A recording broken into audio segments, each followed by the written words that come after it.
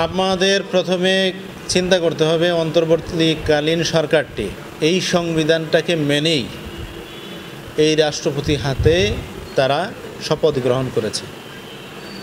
বিষয়টা এরকমই। তারা যদি সেই সময়ে জাতীয় সংসদের সামনে, শহীদ মিনারে, স্মৃতিসৌধে, খোলা ময়দানে, রেসকোর্স ময়দান যেটাকে বলা হয়, এই ময়দানে যদি দাঁড়িয়ে তারা শপথ গ্রহণ করত, কিংবা শাহবাগের চত্বরে দাঁড়িয়ে যদি শপথ গ্রহণ করত, তাহলে পূর্বের যে সংবিধান ছিল সেটা ছুঁড়ে ফেলে দেওয়া সম্ভব ছিল। যে সরকারটি তারা বসে থেকে এই সংবিধানের অধীনেই শপথ গ্রহণ করেছে, তো সেই সরকারটি ভিন্নভাবে ভিন্ন কোনো পন্থা অবলম্বন করার সুযোগ নাই। আরেকটা বিষয় আপনি আমার কাছে প্রশ্ন করেছেন, আওয়ামী লীগ তাদের কার্যক্রম নিষিদ্ধ করা হয়েছে। কার্যক্রম বলতে তাদের নির্বাচন থেকে শুরু করে সব কিছুই কিন্তু বোঝায়, কোনো কিছু এর বাহিরে না। তাদের সকল প্রকার অ্যাক্টিভিটিস বন্ধ রাখা হয়েছে। তো নিষিদ্ধ সরাসরি বলতে হবে না, এটা নিষিদ্ধের প্রাথমিক ধাপ। এটা ব্যান্ড করে দেওয়া, সেটা হলো সন্ত্রাসীর মতো, এটা আর বাংলাদেশে চলবে না। আর নিষিদ্ধ তাদের সকল কিছু স্থগিত, কোনো কিছু তারা করার সুযোগ পাচ্ছে না, মানে এই মুহূর্তে তারা কিছু করার কোনো ধরনের কোনো এখতিয়ার রাখছে না। আওয়ামী লীগকে নির্বাচনে আপনারা যদি বলেন যে আসুক, তারা আয়সা নির্বাচনে অংশগ্রহণ করুন, খোদ শেখ হাসিনা আয়সা নির্বাচন করবে না। কারণ জানে শেখ হাসিনার উপরে 370টার উপরে খুনের মামলা আছে, শুধু হত্যা মামলা। 370টার উপরে যার হত্যা মামলা আছে, এই হত্যা মামলা আসামি, সে কি নির্বাচন করার এখতিয়ার রাখে, আইনগত বৈধতা রাখে? ওবায়দুল কাদের 325টার মতো মামলা আছে। হাসান মাহমুদ তারও প্রায় 200 আপ। এরকম যতগুলো এমপি আছে, তাদের মন্ত্রী আছিল সাবেক, যতগুলো সিনিয়র নেতৃবৃন্দ আছে, প্রত্যেকের উপরে এরকম মামলা আছে জুলাই গণ অভ্যুত্থানের। এরা নির্বাচনে অংশগ্রহণ করার মতো কাউকে খুঁজে পাচ্ছে না। কাকে দিয়ে তারা নির্বাচন করবে? আর তারাও নিজেরাও নির্বাচন করতে চায় না, জানে যে জনগণ তাদেরকে ভোট দেওয়ার কথা, সেই জনগণ তাদেরকে জুতা দিয়ে পিটাবে। ভোট চাইতে গেলে আগে পা থেকে জুতা খুলবে। আমার গ্রামের মহিলারা, আমার মা বোনরা, যার যার ঘরে ঝাড়ু আছে সেগুলো নিয়ে এসে পিটাবে।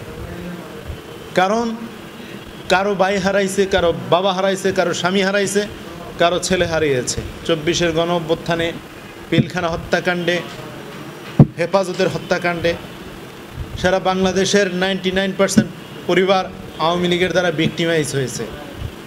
আওয়ামী লীগের দ্বারা যারা ভিকটিম হয়েছে, তারা আওয়ামী লীগ গেলে বসতে দিবে, শরবত খেতে দিবে, বলবে ঠান্ডা পানি খান, জুতা খেলে পিটাইয়া সোজা করবে। কাজেই আওয়ামী লীগ কিয়ামত পর্যন্ত কোনোদিন বাংলাদেশের নির্বাচনে অংশগ্রহণ নিজেরাই করবে না। যেহেতু তারা নিজেরাই নির্বাচন করবে না, সরকার এখানে বাধা দেওয়া আর না দেওয়া একই সমান। তবে আওয়ামী লীগ এখন তারা চায় দেশকে অস্থিতিশীল পরিস্থিতিতে রাখতে, কোনোভাবেই যেন কোনো সরকার স্টেবল না হতে পারে, যেন স্বাভাবিকভাবে রাষ্ট্র পরিচালনা না করতে পারে। সেই জন্য তারা সন্ত্রাসী কার্যক্রম নির্দেশ ভারতে বসে দিবে এবং দেশের ভিতরে ঘাপটি মেরে পালিয়ে থেকে সেগুলো বাস্তবায়ন করবে।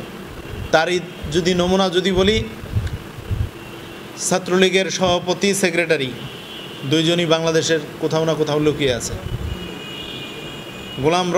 গোলাম রব্বানী ইন্ডিয়াতে চলে গেছে, তারপর জাহাঙ্গীর বাংলাদেশেই লুকিয়ে আছে। এছাড়াও বেশ কয়েকজন এমপিরা এখনও দেশে লুকিয়ে আছে, মন্ত্রীরা লুকিয়ে আছে, দায়িত্বশীলরা তারা লুকিয়ে আছে। যারা 24-এর গণ অভ্যুত্থানে অস্ত্র সাপ্লাই দিয়েছে, তারা দেশে লুকিয়ে আছে। আপনি শামীম ওসমান দেশ ছেড়ে পালিয়েছে, তার শালা যার অস্ত্রের কারখানা ছিল, এক কথাই শুটিং ক্লাবের নামে, হ্যাঁ, সেই অস্ত্রের কারখানার মালিক এখনও তো সে দেশেই আছে, কোথায় জানি লুকিয়ে আছে। প্রশাসন তাদেরকে খুঁজে বের করছে না। তাদেরকে খুঁজে বের করা দরকার। তাদেরকে বের করে আইনের আওতায় যদি আনতে পারত, প্রশাসন নিজেরাই নিরাপদ থাকত। এই প্রশাসন নিজেদের অবস্থা খুব ভয়ঙ্কর করছে।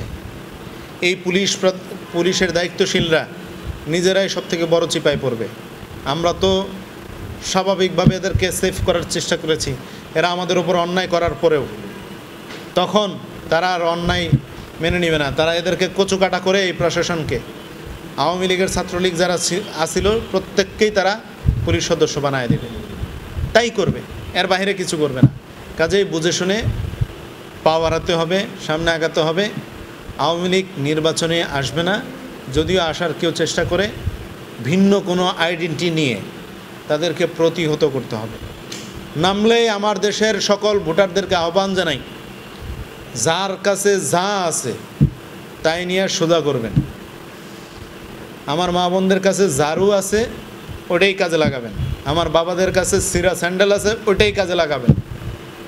এদেরকে বুঝাইয়া দিবেন আমাদের রক্ত নিয়ে খেলার দুঃসাহসের প্রতিবাদ কিভাবে করতে হয়, আমাদের রক্তের বিনিময়ে বাংলাদেশ, সেই বাংলাদেশকে কিভাবে রক্ষা করতে হয়, আমাদের রক্তের বিনিময়ে এই রাষ্ট্রের স্বাভাবিক পরিবেশ কিভাবে ফিরাতে হয়, দোসরদেরকে কিভাবে বিদায় করতে হয়, সেটা বুঝাইয়া দেবে এদেশের মানুষ, জনগণ। ধন্যবাদ।